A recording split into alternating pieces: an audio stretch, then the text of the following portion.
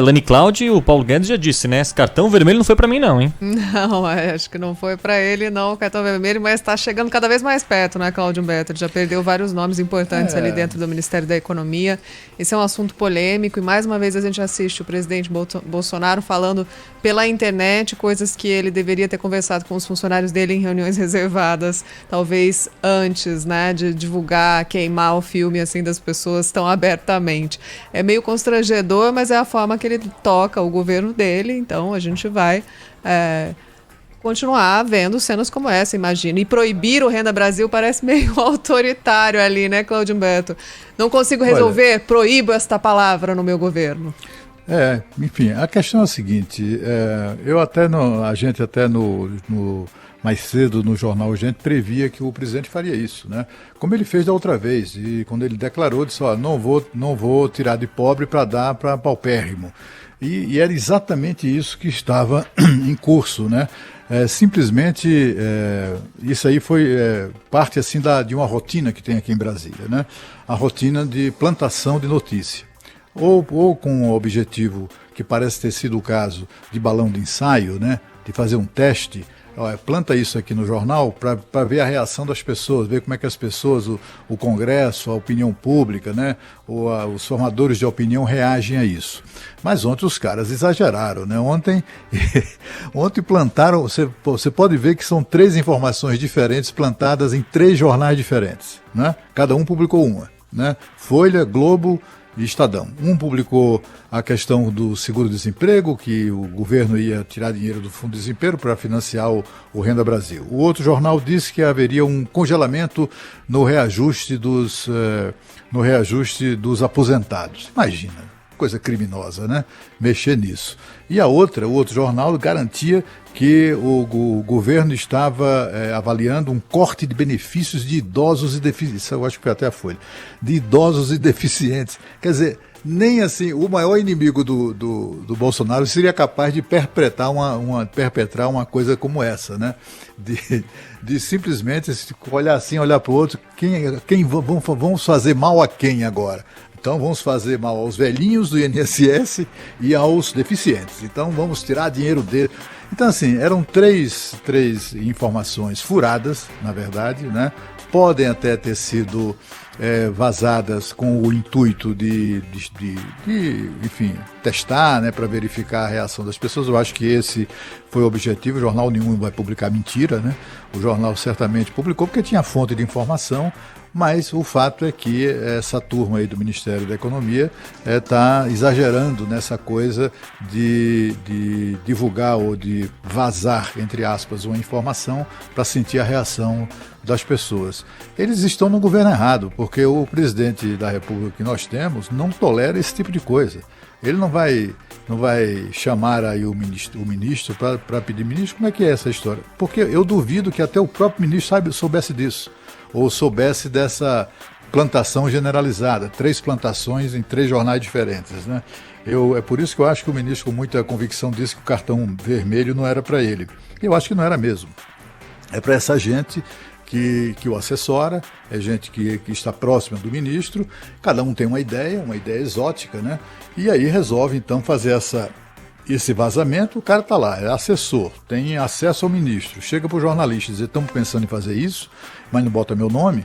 O jornalista crava a notícia, não há por que não fazê-lo, né? Porque afinal de contas o sujeito tem a credibilidade de fazer parte da equipe ministerial.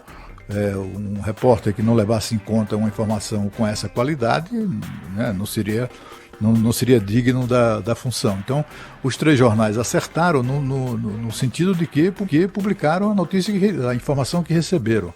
Só que não, né? Só que nenhuma das 3 procedia e nem muito menos poderiam prosperar no governo de Jair Bolsonaro. Essa história de que a equipe econômica já perdeu gente e tal, eu tenho ouvido essa história, que perdeu fulano, perdeu ciclano. Não, metade foi demitida. Não é que perdeu, metade o presidente decidiu demitir, né? E a outra metade foi saindo, alguns por desconforto. Eu acho que esse foi o caso, por exemplo, do secretário de privatizações, etc. e tal. Ele estava muito, né, nervoso com a demora, de as coisas acontecerem, e com toda razão, alguém que vinha do setor privado, habituado a ver suas decisões serem imediatamente implantadas, né? No setor público é completamente diferente, o ritmo é outro, né, outro papo. Mas teve gente também que saiu porque se ficou esgotada mesmo, né? Ficou um processo aquilo ali é uma máquina de moer carne, né? Então não deve causar nenhum espanto que as pessoas, passados alguns meses, comecem a botar a língua de fora. Para quem não sabe como é que funciona, né, Cláudio Humberto, vamos explicar. O jornalista em Brasília começa a fazer suas fontes e liga, e quando você recebe uma informação de um secretário do Ministério da Economia, você considera aquilo uma fonte oficial. E aí o secretário diz, estamos estudando a desindexação de todos os gastos, aí você vai entender aquilo e tentar traduzir para as pessoas, e obviamente você publica, porque é uma informação que vem de uma fonte oficial.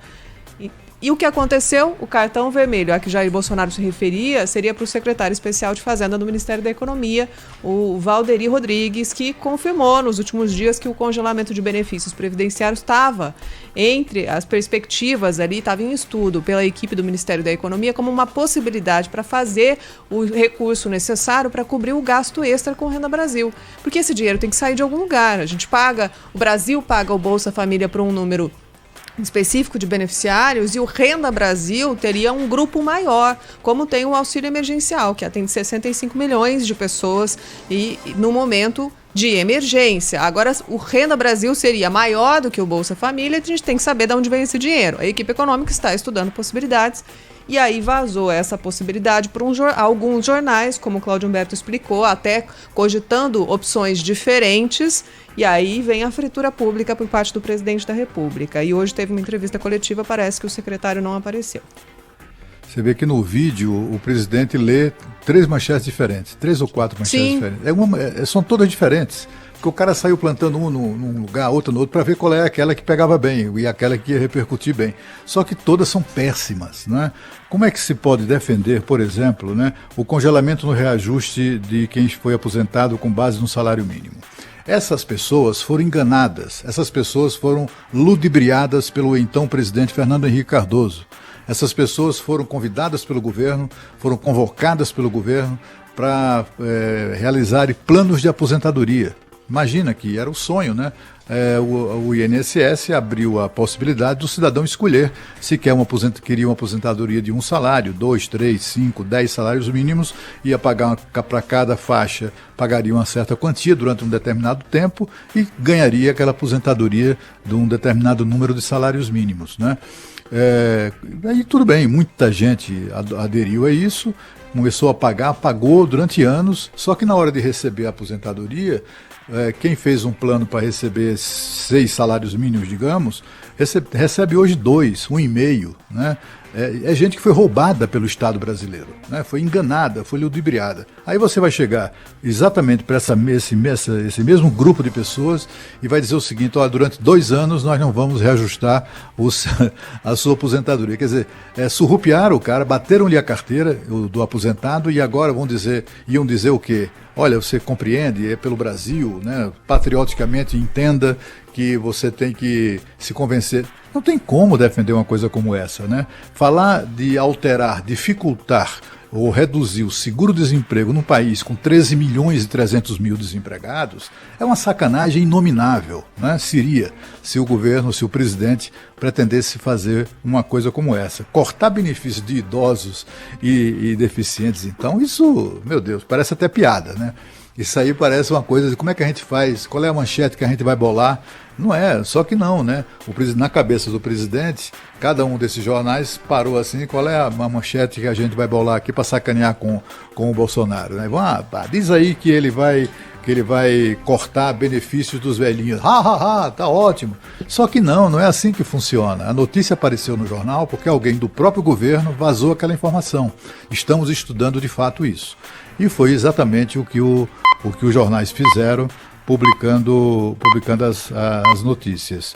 Essa experiência mostra que tanto o governo precisa de ser mais moderado, digamos assim, nessa sua estratégia de plantação, como também de plantações, né, de notícias, como também os jornais têm que ser mais reticentes com relação à confiabilidade de certas fontes, né, porque você viu que a notícia não durou um par de horas no nosso país.